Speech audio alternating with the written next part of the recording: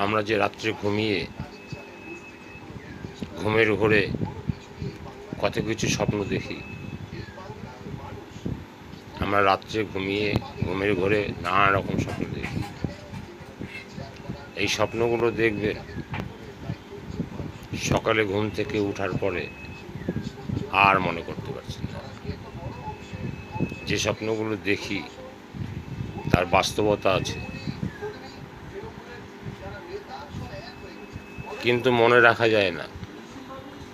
মনে রেখে যে সেই মতো আপনি করবেন কিছু, মনেই তো থাকবে না।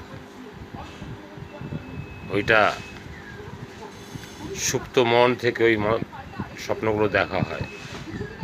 এই যে কথা বলছি এখন আমার জাগ্রত মন, সুপ্ত মন, লুকায়িত মন একটা আছে, ওই মন থেকে এই স্বপ্নগুলো দেখানো হয়, যেগুলোর খুব ভালো লাগে।